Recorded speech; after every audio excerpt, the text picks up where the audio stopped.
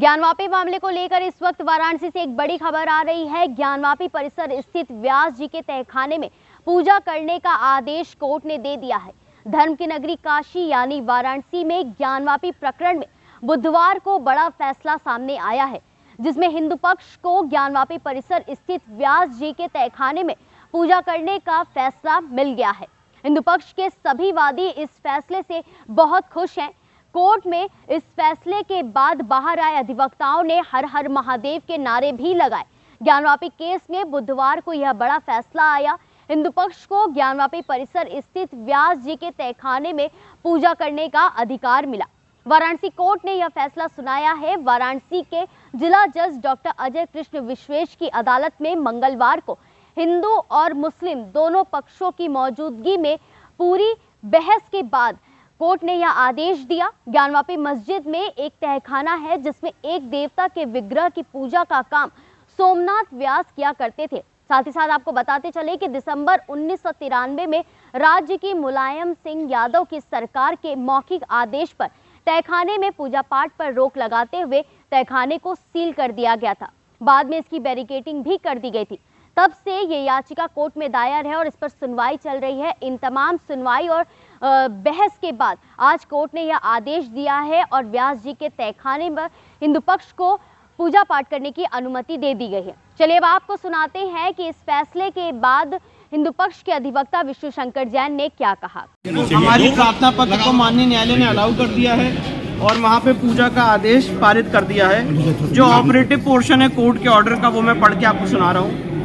जिला magistrate Varanasi receiver को निर्देशित किया जाता है कि वह सेटलमेंट प्लॉट नंबर 9130 थाना चौक जिला वाराणसी में स्थित भवन के दक्षिणी की तरफ स्थित तहखाने में जो वादप्रस्त संपत्ति है वादी तथा काशी विश्वनाथ ट्रस्ट बोर्ड के ऑलरेडी वो मंदिर परिसर ही है और वहाँ पे पूजा पाठ हो रही थी, जिसको नवंबर 1993 में रोका गया और हम ये चाहते हैं कि उसकी दोबारा पूजा पाठ शुरू।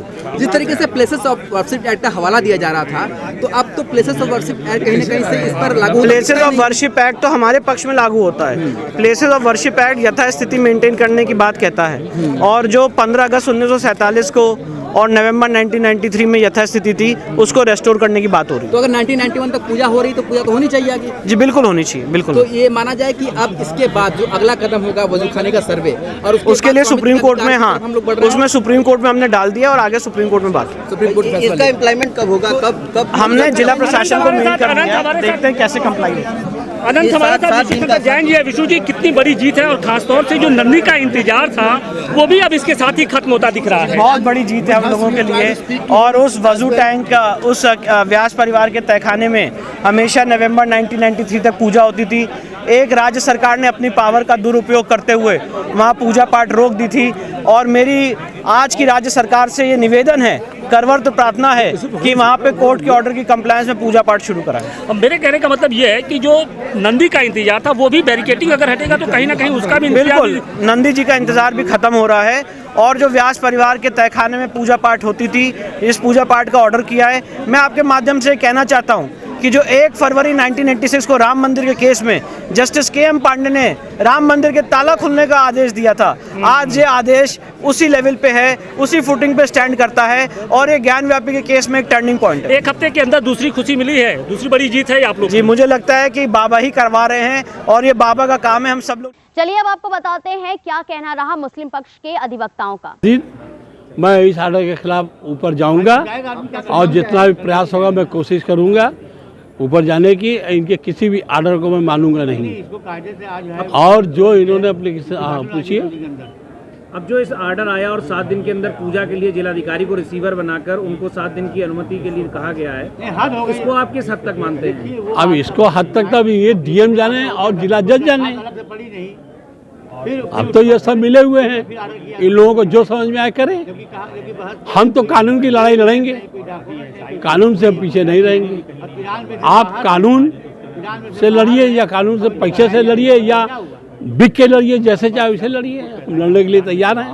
आपने कहा कि राजनीतिक से भी राजनीति से हाँ, अगर ये राजनीतिक फायदा लेने के लिए ये सब हो रहा है आपने इसकी तुलना की कि बाबरी जैसे ही चीजों को यहाँ पाया जा रहा है। वो बस सेम पोजीशन वही यहाँ लाई जा रही है। किस तरह से? जैसे वहाँ के डीएम ने मूर्ति रखवा दिया था वैसे यहाँ यहाँ होगा, जबकि वहाँ अंदर कुछ है ही नहीं है।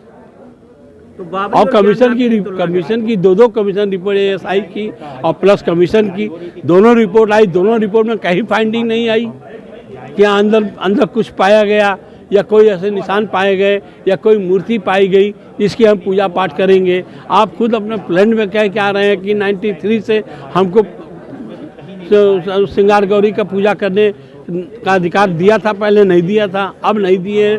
93 से बंद है, मार्केटिंग से घिरी हुई है। डिस्ट्रिक्ट जज ने कह दिया मार्केटिंग काट करके इनको पूजा कराई जाए। इसका क्या मतलब हुआ? ये तो मीडिया निकालेगी ना। ज्ञानव्यापी और अयोध्या की यानी बाबरी को लेकर परिस्थितियां अलग अलग हैं या आपको अब चीजें सेम? अभी तक तो परिस्थितियां अलग थी, लेकिन अब परिस्थितियां सेम लाई जा रही है। यहाँ भी वैसे ही परिस्थितियां यहाँ भी लाई जा रही है। आदेश आपने देखा? हाँ, आदेश देखा। क्या आदेश में ऐसा लग रहा है कि हाँ सामान्य लग रही है दोनों? आदेश से हम लोगों को सामान्य आदेश नहीं समझ में आया। ये एकदम टोटल उनके रिलीफ का ऑर्डर कर दिया, पूरे रिलीफ का ऑर्डर कर दिया। जो उनकी रिलीफ थी आप उनके एप्लीकेशन देख लें। आप जैसा ये लिखा है कि इनको 2 दिन के अंदर जो है DM महोदय उसकी व्यवस्था कराए पूजा के लिए। और ये बाल हटाने के लिए क्या लिखा हुआ है? बाल हटाने की मार्केटिंग उतनी हटाई जाए। अच्छा सर, एक चीज है कि एक तो तहखाने का रिसीवर DM को बनाया, सुपुर्दगी दे दी, एक पहला आदेश। ज्ञानवापी से जुड़े तमाम खबरें हम ऐसे ही आपको देते रहेंगे। तब तक के लिए जुड़े रहे हमारे साथ और देखते रहे जन संदेश टाइम्स। नमस्कार।